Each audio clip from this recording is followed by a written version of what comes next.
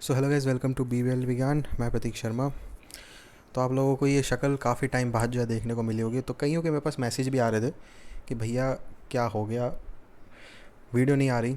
तो आप लोगों को बता दो भैया, कोविड हो चुका था। और आज मेरे साथ, एक मिनट यार, मेरी सिस्टर भी है। हाय।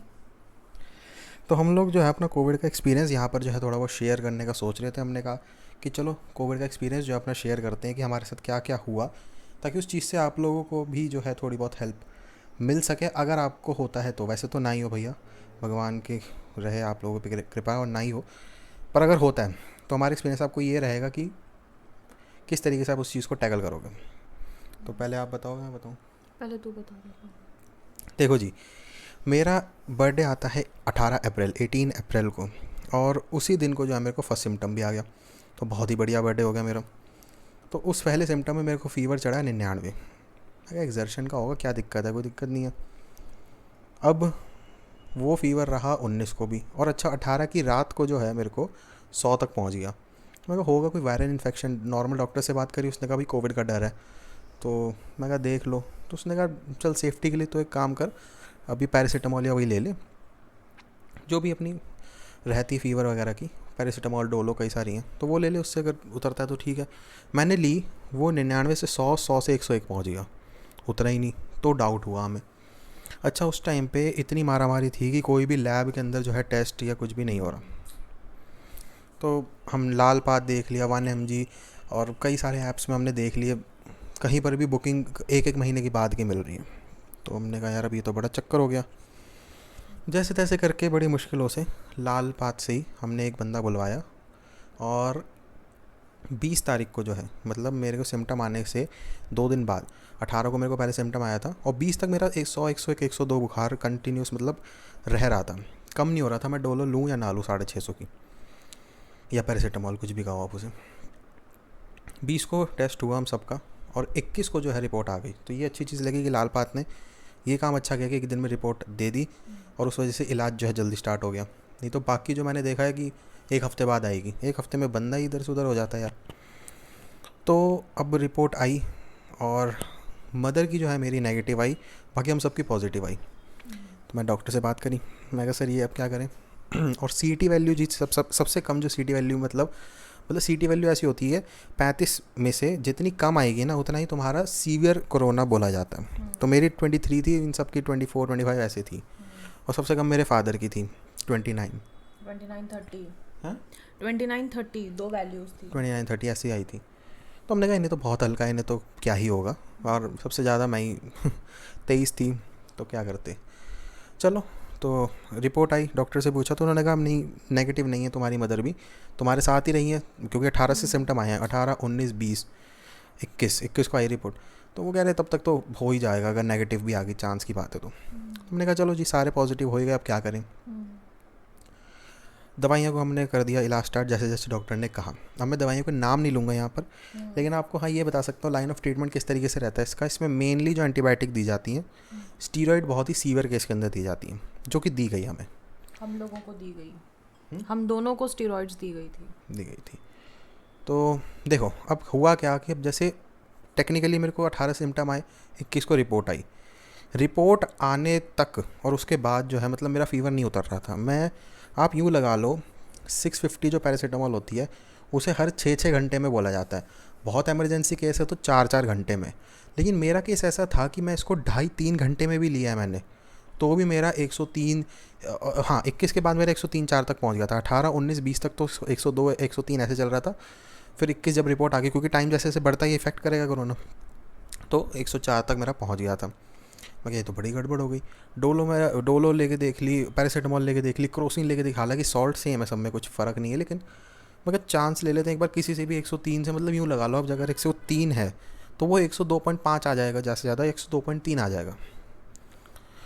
नहीं उतर रहा था।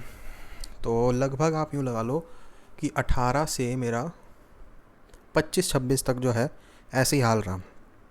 अच्छा, 24-25 को इतना बुरा हाल हो गया था कि फ़ीवर, और खा भी नहीं पा रहा था मैं कुछ, मतलब इतने दिनों तक मैंने, आप यूँ लगाओ कि वो भी दवाई जैसे पैरासीटामोल कहते हैं खाली पेट नहीं खाते, तो उस चीज़ के लिए जो है मैंने क्या खाता था मैं, जो क्रैक जैक का बिस्किट होता है ना, या फिर ओरियो का बिस्किट हो गया, या फिर गुड डे का, एक गिनती का एक बिस्किट। और उसी ऐसा होता था कि भाई उल्टी सी आ रही है, पेट भर गया बहुत ज़्यादा, ये तो बहुत हो गया बस। तो खा भी नहीं रहा था, उस वजह से बीपी भी डाउन था। तो बुखार तो चढ़ ही रहा था। तो कभी कभार जैसे एकदम उठता था तो अंधेरा सा आ जाता था। तो वो भी इशू था कि भाई बीपी डाउन, ऑब्वियसली खा नहीं रहे। तो 24 और 25 तारीख को, ठीक है, गिनती गिन लेना 18 से कितने दिन हो गए, इतना हो चुका था कि वो 103.7 और 104 के पार जाने लगा था अब। ठीक है। तो डॉक्टर ने कहा कि नहीं भाई, ये तो ऐसे दिक्कत हो जाएगी, इतने दिन तक परसिस्टेंट हो रहा है, ये उतर ही नहीं रहा है, डोलो ले ली, सब ले ली, 103 2 से नीचे आ ही नहीं रहा है। मेडिसिन मत बताना अभी वो, क्योंकि वो पर्सन टू पर्सन उनके इम्यूनिटी पे डिपेंड करता है कि उनकी बॉडी को वो मेडिसिन सूट करती है नहीं। हमें तो बहुत स्ट्रॉन्ग मेडिसिन दी गई थी। तो मेडिसिन का नाम नहीं लूँगा मैं, लेकिन मैं ये बता सकता हूँ कि वो पेन किलर है, एक तरीके की पेन किलर ही है ना वो। पेन किलर बोलते हैं। पेन किलर और एंटी इन्फ्लेमेटरी उसमें रहता है, इस चीज़ें, मेडिसिन का नाम नहीं बताऊँगा मैं। तो उसको मैंने लिया। तो आप यकीन नहीं मानेंगे, 104 से जो है, और फीवर जो है मेरा आ चुका था 97। कितने देर में, 40-45 मिनट के अंदर। तो इतनी इफ़ेक्टिव थी वो। लेकिन वो दवाई जो है उसको कोरोना में नहीं दिया जाता, वो कोरोना को सीवियर बना देती है। इन्फ्लेमेशन बढ़ा देता है वो कोरोना में। तो वो चीज़ है, हालांकि मैंने कहा ना दवाई में एंटी इन्फ्लेमेटरी प्रॉपर्टीज़ हैं, वो टेम्पररी टाइम के लिए उसको इन्फ्लेमेशन को कम कर देता है, लेकिन बाद में वो बढ़ा देता है। कोरोना में इफेक्टिव, मतलब कोरोना के अंदर नहीं देते उस दवाई को। तो इसलिए डॉक्टर ने कहा कि भाई तेरे को इमरजेंसी सिचुएशन, ऑब्वियसली यार 104 और 105 तक पहुंच जाए तो ब्रेन को फिर दिक्कत आती है। तो 2 दिन के लिए मेरे को बोली गई थी। मैंने लगभग 2 दिन तो ली, तीसरे दिन भी मुझे नहीं उतर रहा था तो मैंने तीसरे दिन भी ली। लेकिन उसके बाद जो है मेरे को फिर पैरासीटामोल असर करने लग गई। क्योंकि जैसे आप यूँ लगा लो, स्टार्टिंग के 3-4 दिन तक तो कोई ऐसे तुम्हें दिक्कत नहीं रहेगी।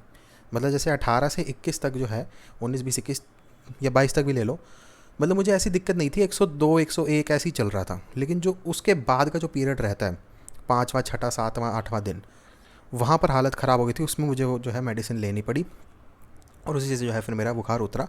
हाँ, फिर उसके बाद पैरासीटामोल ने रिस्पॉन्ड करना स्टार्ट कर दिया था। तो मतलब अब उसने ऐसा उतार दिया था कि वो मेरा चढ़ी 102 तक रहा था। तो पैरासीटामोल ली, 101 आ गया। फिर और ली 4 घंटे में, क्योंकि 4-4 घंटे में लेनी पड़ रही थी। 6-6 घंटे वाले में तो सिस्टम चल ही नहीं रहा था मेरा। तो फिर वो 100 आ जाता था। तो ऐसे मतलब 100 तक मतलब सेफ्टी हो जाती है थोड़ी, कि हाँ भाई ठीक है, 100 101 में चल रहा है। अब ये 25-26 24-25 की मैंने जो बात बताई, 24-25-26 3 दिन लगा लो वो मैंने दवाई ली। उसके बाद जो है इसी पीरियड के अंदर जो है मेरे को स्टीरॉइड्स की भी ज़रूरत पड़ गई। तो खांसी वगैरह हो रही थी, काफ़ी चीज़ें इसमें रहती हैं, सांस लेने में दिक्कत आ रही थी। इसमें बीच में मेरा SpO2 भी 80-85 तक भी आ गया था, लेकिन वो प्रोनिंग करके जो है उसको कंट्रोल कर रहा था मैं। तो वो भी चीज़ है। तो जब भी, एक तो आपको 3-4 चीज़ें इसमें ध्यान रखनी है। पहली चीज़, अपना फीवर कंट्रोल पे रखो। दूसरी चीज़, अपना ऑक्सीजन कंट्रोल में रखो। तीसरी चीज़, भूख नहीं लगेगी मुझे पता है, लेकिन खाना पड़ेगा, क्योंकि बीपी लो हो जाएगा, उससे और कॉम्प्लिकेशंस जो है तुम्हारी बन सकती हैं। तो ये चीज़ें 3 ध्यान रखोगे। और SpO2 का तो यार ये है कि प्रोनिंग ही, अगर तुम पेट के बल ही सोते हो ना, तो सबसे बेस्ट है। तुम्हारी ऑक्सीजन बहुत कम चांस है कि यूँ होगा कि जैसे ड्रॉप होगी फिर बढ़ जाएगी। लेकिन जो लोग सीधा सोते हैं या फिर ऐसे टेढ़े सोते हैं, उनकी जो है थोड़ा सा रिस्क है। तो मैं तो प्रोनिंग के पोजीशन में ही सोता हूँ, मतलब पेट के बल। तो उस वजह से मेरी थोड़ी ड्रॉप हो रही थी, फिर एकदम बढ़ जा रही थी। और बाकी खांसी वांसी और वो उसके लिए तो नॉर्मल। मतलब इस बीमारी का मैं बताऊँ कुछ भी इलाज नहीं है। इस बीमारी का एक ही इलाज है, वो इम्यूनिटी। हाँ, ये एंटीबायोटिक हो गई और अपना पैरासीटामोल हो गई, ये सब उसके साइड इफ़ेक्ट्स को, सिम्टम को रोकने के लिए है। मतलब जो कोरोना के सिम्टम्स जो हैं, जैसे मतलब वो क्या दिक्कत देता है, साइड इफ़ेक्ट क्या है कोरोना के, बुखार चढ़ा देगा, फटीग, वीकनेस होगी, हाँ बॉडी पेन होगा, तो ये सारी चीज़ें पैरासीटामोल और ये सारी दवाइयाँ ठीक कर देती, क्योंकि ये दर्द में भी यूज़ आती है पैरासीटामोल, और फीवर को भी कंट्रोल करती है। तो खाने में ध्यान दो। और SpO2 जो है अपना, मतलब जिसको हम ऑक्सीजन मापना कहते हैं, जो SpO2 ऑक्सीमीटर जिसको कहते हैं, और वो सही लेना। और मैं अगर एडवाइस दूं तो कम से कम 2 ऑक्सीमीटर लेना। क्यों? क्योंकि आजकल नकली बहुत आ रहे हैं। तो दोनों को अपना लगाओ सेम उंगली पे, एक बार चेक करो कितने पे स्टेबल हो रही है वो, फिर दूसरे बार चेक करो। और अगर 95 से नीचे जा रही है तो प्रोनिंग पोजीशन सबसे पहले, प्रोनिंग पोजीशन सबसे पहले। अलार्मिंग सिचुएशन 90 के नीचे आ जाती है कि भाई अब तो तुम्हें हॉस्पिटल या कुछ ऐसा कुछ करना ही पड़ेगा। तो वो चीज़ है। पर 95 के नीचे वार्न हो जाओ और डॉक्टर से कंसल्ट करते रहो लगातार। ठीक है जी। तो यही थी बस मेरी कहानी। और अब जो है आपको लेटेस्ट मैं बता दूँ, अभी भी जो है फ़ीवर मुझे चल रहा है। हुआ क्या है कि मतलब 14 दिन का 15 दिन का साइकिल होता है कोरोना का, वो तो ठीक हो गया मेरा। उसके बाद मैं लगभग और 10 दिन तक ठीक रहा। मतलब अगर 18 से आप लगाओगे तो 18 से 28 का 10 दिन, 28 से 30 मार्च 12, मतलब 2 तारीख तक जो है मेरा ठीक हो चुका था कोरोना। उसके बाद 2 से लेके आप यूँ लगा लो 10 तारीख तक, मोटे मोटे 10 दिन लगा लो उसे, क्योंकि एक आध दिन ऊपर नीचे होता है उसमें। तो 2 से 10 तक लगा लो आप कि मैं बिल्कुल ठीक रहा हूँ। 11 तारीख से जो है मेरे को फिर से माइल्ड फीवर जो है आ गया। अब माइल्ड फीवर की डेफिनेशन क्या होती है? माइल्ड फीवर की डेफिनेशन मेरे लिए 99 के आसपास होती है। कई डॉक्टर्स आपको कहेंगे अंडर 100 जो है वो माइल्ड फीवर ही कहलाया जाता है। तो मैं कह रही क्यों आया, मैं कैसे थकान की वजह से आ गया होगा। मतलब यही करंट 11, इसी महीने की 11 कह रहा हूँ मैं, मई की। तो आ गया होगा, 11 को भी रहा, 12 को भी रहा। हरारत, हैं? हरारत बोलते हैं इसको। हाँ, 11 को भी रहा, 12 को भी रहा। मैं कहा यार ये क्या चक्कर है, डॉक्टर से पूछो। डॉक्टर से पूछा, वो कहते हैं ये रिस्क ऑफ री इन्फेक्शन लग रहा है। मतलब क्या है कि तुम्हें दोबारा से कोविड हो गया। मैं कहा पर अभी भी ये कंफर्म तो नहीं है ना। कहते नहीं कंफर्म तो नहीं हो सकता, क्योंकि दिक्कत क्या है कि कोरोना से रिकवर होने के बाद भी अगर तुम RT-PCR कराते हो, जो टेस्ट होता है, उसके बाद भी कईयों को 2 महीने तक पॉजिटिव आता है। तो कहते हैं उसको कराओगे पॉजिटिव आएगा तो भी वही दिमाग में रहेगा, तुम्हारे नेगेटिव आएगा तो ये रहेगा कि एक्यूरेसी नहीं है। तो बुखार आया, तो उन्होंने कहा एक काम करो, सेफ्टी पर्पज़ के लिए जो है एंटीबायोटिक का कोर्स फिर से कर दो। दोबारा से मतलब समझ रहे हो, अभी 10-15 दिन हुए हैं रिकवर हुए मुझे, और 10 दिन बाद फिर से एंटीबायोटिक का कोर्स। हमने कहा चलो कर लेते हैं 5 दिन एंटीबायोटिक का कोर्स। सिस्टर का भी सेम ही है, वो भी और समझाएगी। नहीं हुआ बुखार ठीक। तो उसने कहा भैया ये 13-14 दिन का या 14-15 दिन का साइकिल लेगा शायद। पर हाँ, इसमें ये मैं कह सकता हूँ जिसको कोरोना हुआ और वो रिकवर हुआ है, तो अगर मुझे दोबारा कोरोना हुआ है, हालांकि इस चीज़ का अभी कोई एविडेंस नहीं दिख रहा है क्योंकि कई टेस्ट, साइंटिफिकली प्रूवन कोई डॉक्टर नहीं कर पाया कि दोबारा से कोविड हुआ है। हाँ, टेस्ट दोबारा कल आए थे, ब्लड टेस्ट वो सारे नॉर्मल आए थे। तो डाउट में थे सब, ऐसे ही थे कि यार पता नहीं है नहीं है क्या है, लेकिन सेफ्टी पर्पज़ के लिए खा लो, हो सकता है सेकेंड इन्फेक्शन हो। मतलब कोई सी चीज़ की कुछ गारंटी नहीं है यार इस बीमारी में, मैं बता दूँ। बट हाँ, ये है कि उस लेवल का नहीं हुआ। मतलब इस बार जो हुआ मेरा, स्मेल टेस्ट वगैरह नहीं गया, फीवर जो है माइल्ड ही रहा मुझे, और कोई दिक्कत मुझे ऐसी नहीं आई। खाना पीना भी, भूख भी लग रही है। और अगर मैं स्मेल टेस्ट के बारे में बता दूं, जो जैसे मुझे याद आया, तो जो मुझे कोरोना हुआ है वही मेरे 4 से 5 दिन तक स्मेल टेस्ट उड़ा। मतलब 18 को ऐसा हो गया था, 50-50 हो गया था कि यार अगर मैं कोई चीज़ सुन रहा हूँ ना तो मुझे 50% लेस स्मेल आ रही है। 19 को पूरा उड़ गया, 20 को पूरा उड़ गया, 21 को उड़ा पड़ा था, 22 को लगभग लगभग आ गया। मतलब ऐसे आया कि जैसे 10% 20% आ गया, फिर अगले दिन 50-30-40% और ऐसे करके। मतलब अगर मैं साबुन से नहा रहा हूँ तो मैं बहुत ही ध्यान से सूंघ रहा हूँ उसे तो आ रहा है, नहीं वरना नहीं आ रहा। तो ये चीज़ था। तो वो कोई परमानेंट डैमेज नहीं होता, वो 4-5 दिन या एक हफ़्ता या 2 हफ्ते में आ जाता है स्मेल और टेस्ट वापसी। तो यही था। अभी भी जो है फ़ीवर मेरे को है माइल्ड फ़ीवर, लेकिन अब रुक रुक के आ रहा है। मतलब एक पर्टिकुलर, या तो शाम को आ जाएगा या रात को। तो जो डॉक्टर से बात करी उसने यही बताया है डॉक्टर ने कि हम दिन का जो फीवर, मतलब अगर हम सो के उठ रहे हैं और तब फीवर है, मॉर्निंग का, हाँ? मॉर्निंग का, दिन का नहीं। मॉर्निंग का मतलब, अब नहीं, दिन एक्चुअली क्या है ना, कई लोग उठते ही 12 बजे मेरे जैसे, तो वो चीज़ है। तो उसने यही कहा कि अगर तुम उठ रहे हो और उस टाइम पे अगर तुम्हारे को फीवर नहीं है तो वो सबसे सेफ़ माना जाता है। दोपहर में आ रहा है, शाम को आ रहा है, इतना रिस्की नहीं होता वो। अगर सुबह सुबह आ रहा है उसके बाद तुम सारी रात तपते फिरे हो या फिर कुछ दिक्कत है बॉडी में, एग्जर्शन तो वो चीज़ें तो सुबह वाला तो नहीं था मेरे को, शाम को या दोपहर वाला ही आ रहा है। मतलब बेसिकली तो शाम को आता है और अपने आप चला जाता है, तो वो चीज़ है। तो यही था जी। और अब सिस्टर बताएगी मेरी। मैं बहुत क्रक्स में नाम बताऊंगी। वगैरह बता दो। मैं बहुत क्रक्स में बताऊंगी, बहुत ज़्यादा लिंगर ऑन नहीं करूंगी। सबसे पहले मुझे जब सिम्टम आया, मुझे 16 तारीख को आया था, घर में सबसे पहले सिम्टम मुझे ही आया था। 16 तारीख को मुझे हल्का हल्का सा फीवर फील हुआ। वो एक ओवर कॉन्फिडेंस था कि हमें तो कोविड हो ही नहीं सकता। ये सबसे बड़ी गलतफहमी होती है लोगों को। हल्का हल्का फीवर शुरू हुआ, मुझे लगा शायद वायरल होगा या कोई वैसी इन्फेक्शन की वजह से। पहला दिन, दूसरा दिन, तीसरा दिन, रात को मुझे 102 तक जाने लगा। मैं वही पैरासीटामोल लेती थी, उतर जाता था, मॉर्निंग में फिर आ जाता था। फिर मैंने तीसरे दिन डॉक्टर को कंसल्ट किया। तब डॉक्टर ने मेरे को बोला कि आप कोविड का ट्रीटमेंट शुरू कर दो, हमें डाउट है आपको कोविड है। मुझे तब भी बिलीव नहीं हुआ। क्योंकि ना तो स्मेल गई तीसरे दिन, ना टेस्ट गया।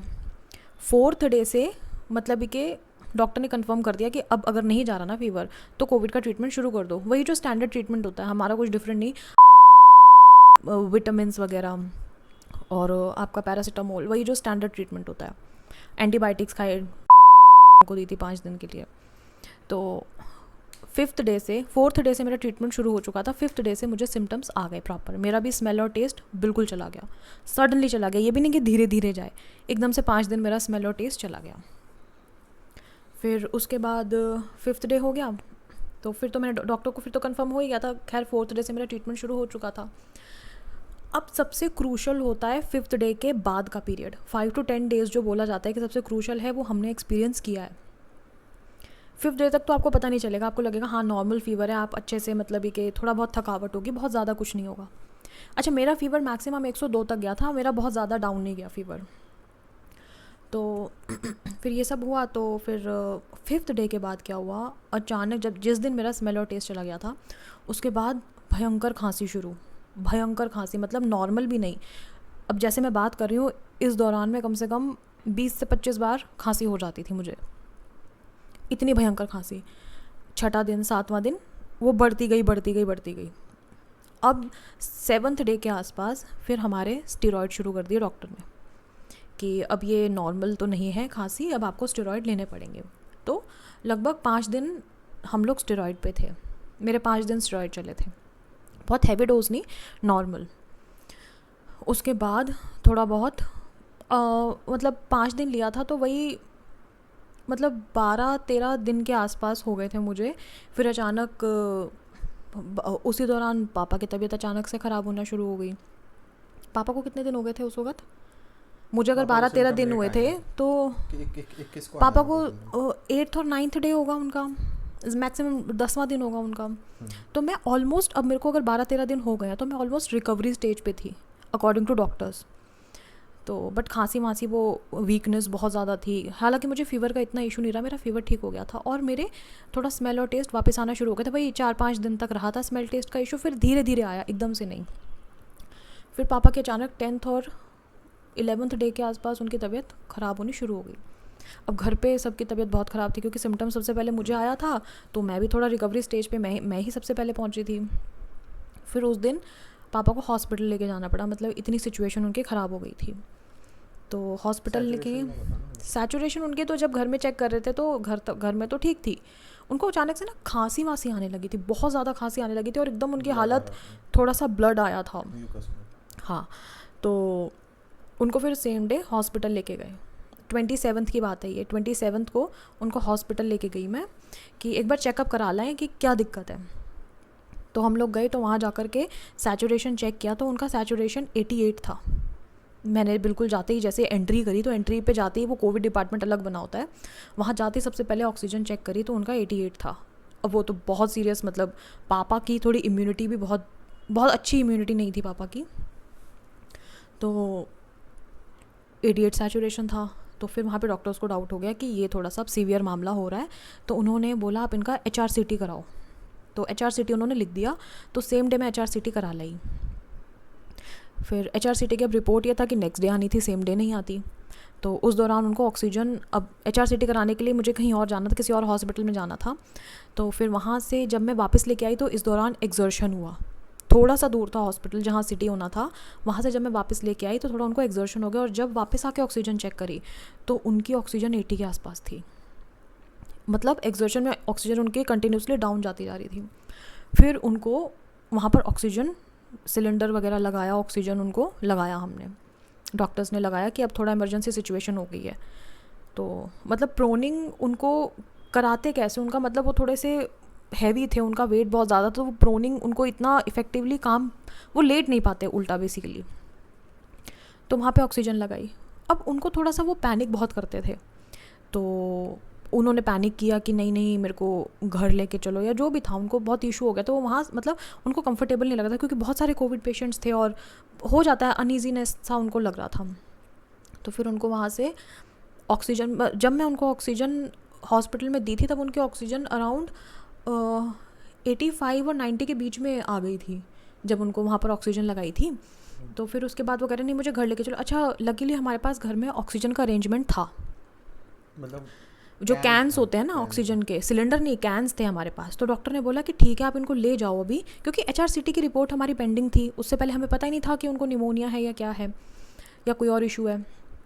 तो फिर घर पे लेके आ गए उनको। तो जब घर पे लेके आए तो उनकी ऑक्सीजन धीरे धीरे धीरे धीरे मतलब 70 थी, फिर 60 हो गई, फिर 50। तो डॉक्टर ने बोला था अगर इनकी हालत ख़राब हुई तो आपको वापस इनको लेके आना पड़ेगा। तो हमने कहा अभी ऑक्सीजन का अरेंजमेंट, अब वो मान ही नहीं रहे थे, वो कह रहे मुझे घर ही जाना है, वो बिल्कुल ज़िद पे अड़ गए थे, क्या करते। उनको फिर घर पे लेके आना पड़ा। फिर जैसे घर पे लाए तो धीरे धीरे उनको थोड़ा रेस्ट कराया। अच्छा उनका फ़ीवर कितना था, फ़ीवर उनका 103 के आसपास था ना, 103.5 103.5 कुछ ऐसे फ़ीवर था उनको। तो फिर उनको वही हमने दवाई दी, तो धीरे धीरे फ़ीवर नीचे आया। जो कोविड में नहीं देते, जो कोविड में दवाई नहीं देते, और मतलब डॉक्टर इमरजेंसी ने थी। मना करा था, मगर उन्होंने बोला था कि अगर ये दवाई नहीं देंगे तो, क्योंकि डोलो पैरासीटामोल इनसे उनका फ़ीवर कंट्रोल में नहीं आ रहा था। नहीं उतरता उसमें। तो वो मजबूरी में दवाई डॉक्टर से पूछ गई थी कि दें, क्योंकि 104 तक चला जाएगा तो वो ब्रेन सेल्स डैमेज ना हो जाए या कोई और दिक्कत ना हो जाए। तो फिर वो हमने दवाई दे दी उनको। उससे वो फ़ीवर उनका कितना आ गया था, काफ़ी कंट्रोल हो गया था उनका 99 फ़ीवर, आ गया था। 99 आ गया था।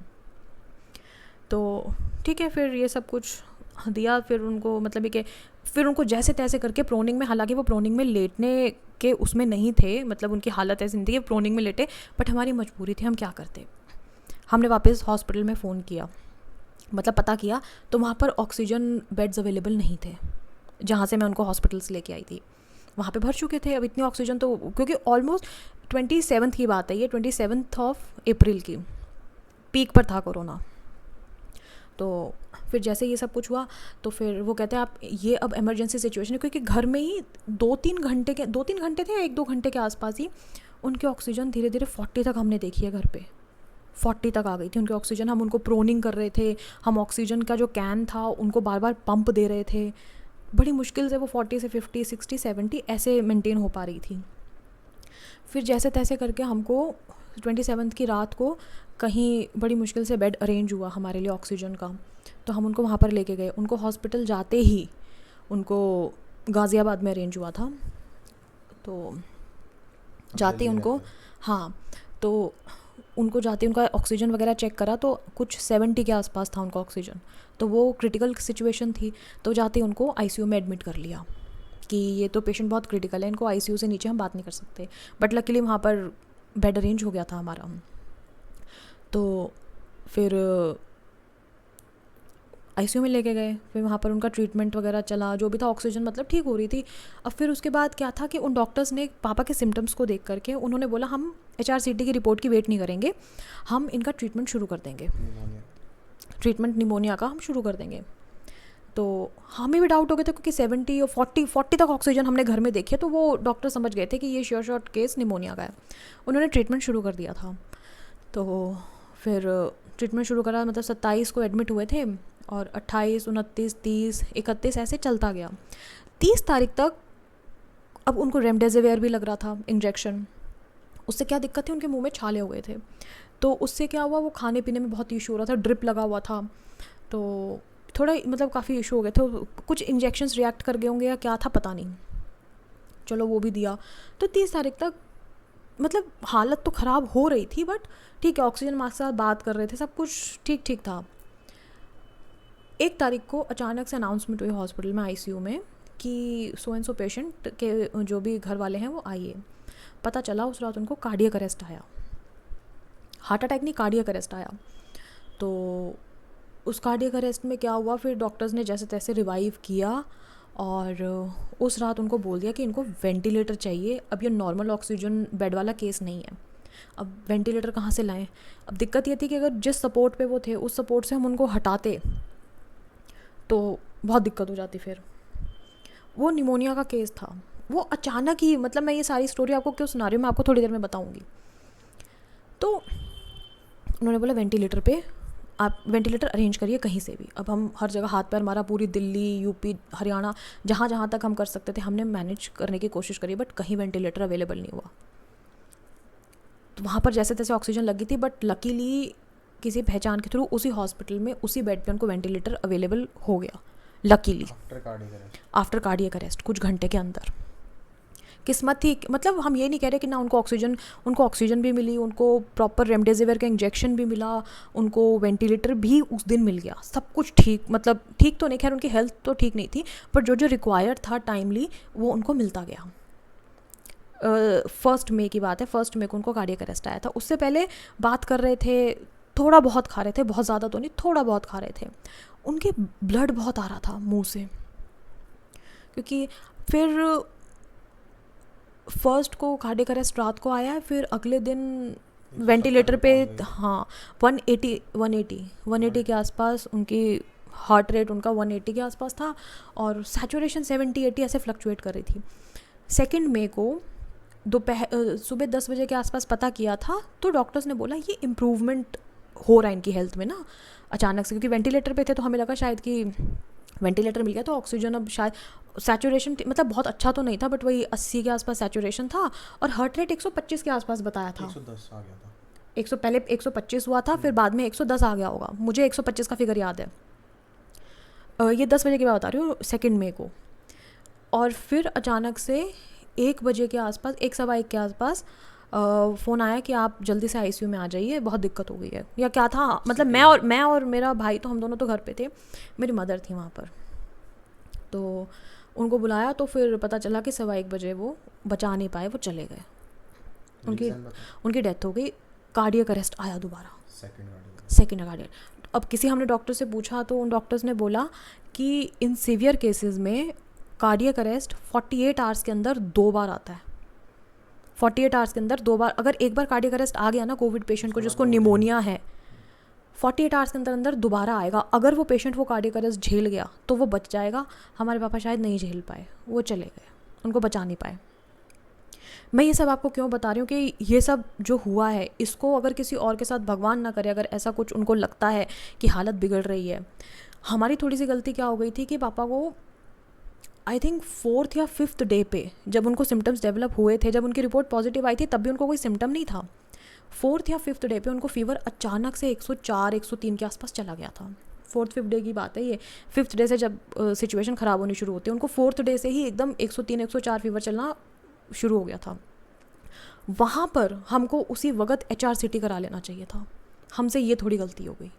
क्योंकि अच्छा सिर्फ फीवर था, उनको खांसी या खून आना मुंह से ऐसा कुछ नहीं हुआ था, उनको उस वक्त सिर्फ फीवर था। तो हमने डॉक्टर से बात करी, तो डॉक्टर ने बोला कि आप वही वाली दवाई दे दीजिए तो फीवर उससे ठीक हो जाएगा। उसके मतलब 5th डे के बाद उनकी हालत ख़राब हो, धीरे धीरे ग्रेजुअली उनकी हालत ख़राब होनी शुरू हुई थी। बट जब तक HRCT हुआ था तब तक बहुत लेट हो चुका था। उनका निमोनिया जो था वो लंग्स में टोटल डैमेज कर चुका था। उनका वैल्यू जो हमने पता किया था, आईसीयू वाले बताते तो नहीं है, बट किसी जान पहचान के डॉक्टर साहब थे एक, उन्होंने अंदर जाकर के मतलब ये सारा इन्फॉर्मेशन पता किया था, तो उन्होंने बताया था HRCT का वैल्यू था उनका 40 में से 35, मतलब 40 में से कुछ 35 के आसपास जो है लंग्स का जो HRCT वैल्यू ये आया था। 100%। हाँ ऑलमोस्ट 100%। बट लोग वापस आ भी रहे हैं यार, ऐसा नहीं है कि लोग वापस नहीं आ रहे, लोग वापस आ रहे हैं। बट ठीक है, वो किस्मत थी। तो ये सब बताने का कि सिचुएशन इतनी सीवियर हो जाए उससे पहले ही, तीसरे चौथे दिन ही अगर आपको लग रहा है कि फ़ीवर नहीं उतर रहा है या खांसी बहुत हो रही है या ज़रा सा स्पॉट आ जाए, उसी दिन आप HRCT कराइए। RT-PCR तो सिर्फ आपको बता देगा कि हाँ पॉजिटिव है, HRCT आपको एक्चुअल बताएगा कि आपके लंग्स में कितना निमोनिया डेवलप हुआ है। तीसरे चौथे दिन अगर आपको फ़ीवर बहुत तेज़ हो गया है या आपको खांसी नहीं रुक रही है या बहुत कुछ ऐसा सीवियर आपको लग रहा है कि अनईजी सा हो रहा है, तो तीसरे चौथे दिन ही आप HRCT करा लो, आपका निमोनिया का ट्रीटमेंट शुरू हो जाएगा तभी से।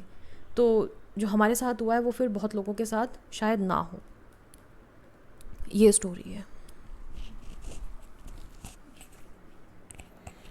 तो जी ये हुआ है, अब जो हो गया उसके लिए तो हम नहीं कर सकते कुछ, लेकिन हमने कहा ये वीडियो बनानी बहुत ज़रूरी है ताकि और लोगों की भी जो है जो गलतियाँ हमसे हुई हैं जाने अनजाने, वो आप लोग नहीं करना। तीसरे चौथे दिन ही इसको सीरियसली लेना शुरू कर दो, जितना जल्दी हो सके। अगर आपको लग रहा है कि मेरी खांसी नहीं रुक रही और मुझे फ़ीवर बहुत तेज़ है, उसी दिन आप HRCT करा लो कैसे भी करके। अच्छा, मैं आपको याद होगा कि मैंने जो है पहले जो है फर्स्ट हाफ में जब मैं अपनी बता रहा था तो मैंने ये कहा था कि आप 2 ऑक्सीमीटर लो। वो मैंने क्यों कहा, क्योंकि हम पापा का ऑक्सीजन इसलिए भी सही पर हम डायग्नोज नहीं कर पाए क्योंकि ऑक्सीमीटर ही नकली आया था हमारे पास। एक ऑक्सीमीटर मेरे पास पहले का पड़ा हुआ था, कोरोना से पहले का, जो कि मैं यूज़ कर रहा था, और मेरा सीवियर था, तो मैंने कहा था तुम लोग ज़्यादा इसको यूज़ मत करो क्योंकि मेरे हाथ वगैरह लग रहे हैं इसमें, तो फैल ना जाए। तो इसलिए इन्होंने दूसरा मंगा लिया और ट्रस्टेड वेबसाइट से अमेज़ोन से मंगाया, जो कि किसी का भी लगाओ वो 97 98 ही देता है। हाँ, उससे कम दिखाया ही नहीं उस ऑक्सीमीटर ने। तो हमने कहा क्या दिक्कत है, फिर ऑक्सीजन जब ठीक आ रही है तो क्या ही दिक्कत है। और फिर चांस की बात है, हमने कहा एक बार देख लेते हैं, और अपना लगाया तो पता चला ये 60-70 पर था, मतलब इतना डिफरेंस था। 60-70 रियल थी और वो 97 दिखा रहा है। तो ये चीज़ हमें फिर बाद में पता चली। तो कई, अब क्या बोल सकते हैं, गलती अनजाने में हुई है या क्या कर सकते हैं उसमें। तो ये चीज़ था। और सबसे कम सीटी वैल्यू थी मेरे फादर की 29-30, जो कि कहते हैं मतलब है वो, मैं मना नहीं कर रहा, कोरोना है लेकिन माइल्ड रहता है वो, मतलब फैला नहीं सकते वो ज़्यादा, ये चीज़ उसका मतलब होता है। तो यही था, बाकी और कुछ। इम्यूनिटी पे काम करो। ये मेडिसिन वगैरह तो सिर्फ सेकेंडरी इन्फेक्शन को रोकने के लिए हैं, जो डॉक्टर्स कहते हैं। कोरोना की कोई दवाई नहीं है ये जो आप एंटीबायोटिक्स ले रहे हो, या और भी आइवरमेक्टिन जो बहुत स्टैंडर्ड दवाई बोल रहे हैं कि हर कोविड पेशेंट को दी जा रही है। ये सिर्फ इसलिए है कि कोई सेकेंडरी इन्फेक्शन आपकी बॉडी में ना हो, क्योंकि उस वक्त आपकी बॉडी की जो इम्यूनिटी है वो बहुत कम हो जाती है कोविड के टाइम। तो कोविड तो हर हाल में आपकी इम्यूनिटी ही ठीक कर रही है। आप इस गलतफहमी में मत रहना कि कोई और मेडिसिन एंटीबायोटिक्स कोविड के वायरस को ख़त्म कर रही है। वो आपकी इम्यूनिटी, तो इसलिए अपनी इम्यूनिटी पे कितने नेचुरल रेमेडीज़ हैं, ये है हल्दी वाला दूध है, शहद है, अदरक है, इन सब चीज़ों से अपनी गिलोय, आजकल गिलोय बहुत लोग बोल रहे हैं, पता नहीं वो सबको सूट करता है नहीं करता, हमें नहीं पता, बट हम तो ले रहे हैं क्योंकि हमें बोला है कि अपनी इम्यूनिटी पे काम करो। क्योंकि अभी मेरे को और इसको, हम दोनों को फ़ीवर का थोड़ा इशू, मेरे को तो खैर फ़ीवर का इशू थोड़ा ठीक है, इसको थोड़ा 99 फ़ीवर है अभी तो, और वीकनेस बहुत है, महीना हो गया हम लोगों को मगर वीकनेस बहुत है। तो इसलिए हम लोग तो ले रहे हैं, बाकी बॉडी डिपेंड करता है कि किसी को सूट करती है किसी को नहीं करती। तो अपने डॉक्टर से बात करो और अपनी इम्यूनिटीज़ पे ज़रूर काम करो, क्योंकि कोविड को सिर्फ आपकी इम्यूनिटी ख़त्म कर सकती है, कोई एंटीबायोटिक्स नहीं ख़त्म कर सकती, कोई आइवरमेक्टिन नहीं ख़त्म कर सकती, वो सिर्फ सेकेंडरी इन्फेक्शन को रोकेगी, कोविड को नहीं। लॉन्ग स्टोरी शॉर्ट, अगर मैं इसको आपको कंक्लूजन समझाऊं तो चौथे और पाँचवें दिन के बाद जो है सीरियस हो जाओ अगर आपका बुखार नहीं उतर रहा है, या फिर अगर आपका जो है सेचुरेशन, जिसको हम ऑक्सीजन कहते हैं, SpO2 कहते हैं, अगर वो 95 से कम आ रहा है तो। बस यही कह सकता हूँ मैं, और कोशिश करूँगा वीडियोस को मैं डालूँ अपने चैनल पर जैसे ही मेरा थोड़ा तबीयत ठीक हो तो वापसी आता हूँ मैं, ठीक है। यही था इस वीडियो के अंदर, कोरोना से बच के। और बाकी ये नहीं बोलूँगा सब्सक्राइब करो या कुछ करो, आपको अच्छा लगा कर लेना, नहीं लगा कोई दिक्कत नहीं। Bye bye.